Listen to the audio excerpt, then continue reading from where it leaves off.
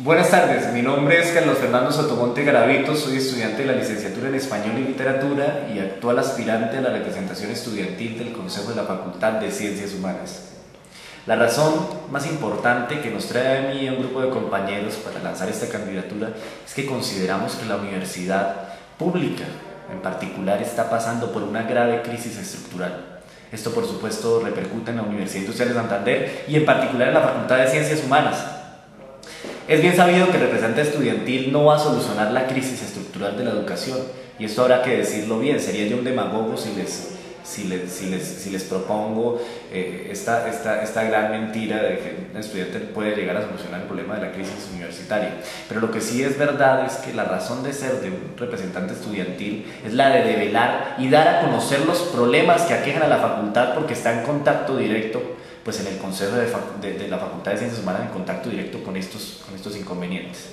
El programa se divide en dos partes. La primera, calidad educativa o calidad en la academia, y la segunda, el segundo bloque es espacios democráticos de participación estudiantil.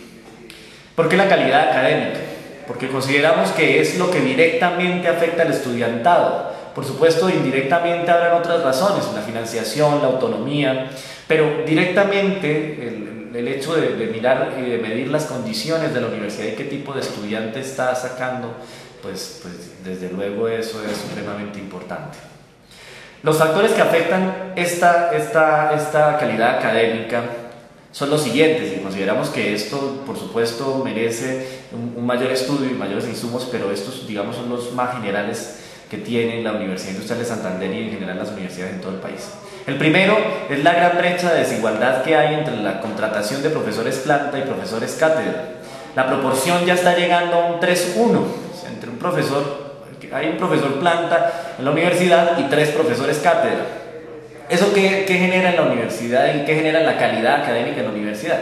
Bueno, es bien sabido que si un profesor cátedra solo recibe 12.000 pesos, 16.000 pesos y tiene una maestría aproximadamente, pues tiene que buscar empleos alternativos para poder solventar sus necesidades básicas de vida. ¿Sí? Es algo obvio que con un sueldo de 1.000.000 de pesos mensuales pues no puede mantener sus gastos vitales. Eso implica, desde luego, que la preparación de las clases, la preparación de las evaluaciones y la crítica a esas evaluaciones pues se tengan que reducir a tiempos muy cortos, y por supuesto esto incide en la calidad educativa, y eso desde luego se ha demostrado porque la Universidad Industrial de Santander cada vez entra en esa desmejora. Bueno, eso por una parte. Cosa que desde luego los profesores cátedra han venido criticando constantemente y de la cual vale la pena hacer grandes procesos universitarios en torno a eso. El segundo punto que queremos tocar es el de la investigación universitaria, los programas de investigación universitaria. Así la universidad sea la que más produzca en el oriente colombiano investigación, que desde luego pues es obvio que lo tiene que hacer porque es la universidad más grande que existe en el oriente colombiano. En comparación con las universidades del mundo está lejos de producir gran investigación. Podría poner el ejemplo de la Universidad Harvard, en la que existe un acelerador de protones que solo existe en esa universidad en particular, y en donde el Estado tiene que invertir grandes cantidades de recursos económicos para sostener eso. ¿Sí? Las investigaciones allá son supremamente más altas que las que generan en el país las universidades públicas, y esto cada vez se ha venido recortando más porque los recursos del Estado llegan a una proporción muy desigual.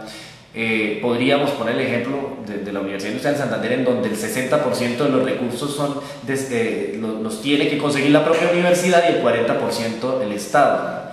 Una cosa que poco a poco se ha venido agudizando. De ahí podríamos sacar un tema que es supremamente importante y es crucial para entender qué es la crisis universitaria. Hace poco, el 17 de enero, en la revista de Caracol Noticias, sale un artículo donde dice la ministra Campos que las universidades ya van a entrar en esa lógica de concesión.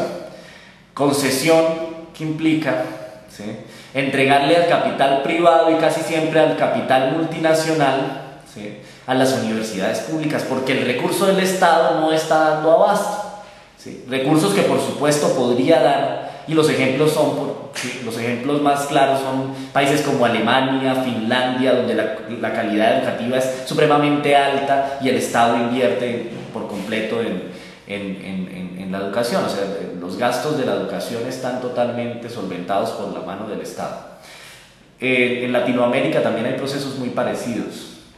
Entonces nos damos cuenta que la crisis está afectando ya dos rasgos importantes de la educación pública. Por un lado a los profesores y por el otro lado a la investigación. Pero no solo se queda en eso. También podemos hablar de los recortes a los créditos de las carreras que poco a poco se está generalizando esa lógica de recortar créditos en las carreras. ¿Sí? No solo en la carrera de licenciatura en inglés, licenciatura en español también ha sido recortada, la carrera de economía, de filosofía, sino en general casi todas, y esto es una lógica nacional, porque es lamentablemente lo que las reformas del gobierno nos quieren imprimir a nosotros, que es la lógica de que la universidad es una universidad de empresa. Entonces entre menores gastos en créditos se da, ¿sí? O sea, entre menores créditos, menores gastos y mayores utilidades, una lógica supremamente empresarial y por supuesto grave para la universidad pública, que no debe estar medida de esa manera. Hay otros factores, por ejemplo el de la infraestructura universitaria, y esto es algo clave, que poco a poco se ha venido viendo afectado, y es algo que podríamos comprobar empíricamente, por decirlo así. Hace unos días, en el espacio en donde antes estaba la cafetería de Ciencias Humanas, se construyó un gran edificio que estéticamente no es muy bonito, valga decirlo, pero que lo que está haciendo es indudablemente recortando los espacios comunes de los estudiantes, cosa supremamente grave, si se tiene en cuenta que estos espacios es donde se interactúa, ¿sí? donde se puede llegar a leer, donde se puede llegar a discernir más, ¿sí? Que en una clase simplemente magistral. O sea, la universidad no es solamente unos cubículos donde se dictan clases, eso es algo lógico y algo que hay que criticar profundamente. La falta de videobins, la falta de salones para las clases y hasta la falta de profesores demuestran que la universidad está en una crisis tremenda. ¿Sí? Universidad que está sometida ahorita a la influencia del Tratado de Libre Comercio con los Estados Unidos. Por ejemplo, en el artículo 11 de Bienes y Servicios Transfronterizos hablan de la posibilidad de que universidades cooperativas entren aquí al negocio de la educación, lo ponen ellos. Tiene entrar la posibilidad de que el capital mixto digamos, intervenga en la universidad. Y por supuesto está detrás de esto el ánimo de lucro, cosa supremamente grave, y lo cual la Mesa Amplia Nacional Estudiantil, el movimiento que se generó a partir de la reforma a la Ley 30, ha criticado contundentemente. Pero entonces, ¿cómo se solucionan todos estos problemas que he nombrado? Sí. Entonces ahí viene el otro bloque del programa que propongo. Yo creo que es el más importante si se tiene en cuenta los límites que tiene una representación estudiantil. Solo a través de la participación masiva en espacios democráticos, participación que el estudiantado tiene que estar directamente influenciando, ¿sí? No solo el representante estudiantil, porque el representante estudiantil lo que espera es que su voz en el consejo sea la voz de muchos más estudiantes que vamos, plantean la crítica en torno a estos problemas. El representante estudiantil trae o da a conocer estos problemas y el movimiento estudiantil es el que puede llegar a solucionar. Solo a través de los verdaderos espacios de participación estudiantil se puede solucionar estos problemas, y la gran mayoría de sectores universitarios se confluyen en la crítica de estos graves problemas de la facultad y de la universidad en general, se puede solucionar esto. Pero indudablemente el esfuerzo que está realizando la Mesa Amplia Nacional Estudiantil por hacer una educación gratuita, de alta calidad científica, crítica, humanística, es la tajada a la que debemos jugar todos los estudiantes en estos momentos.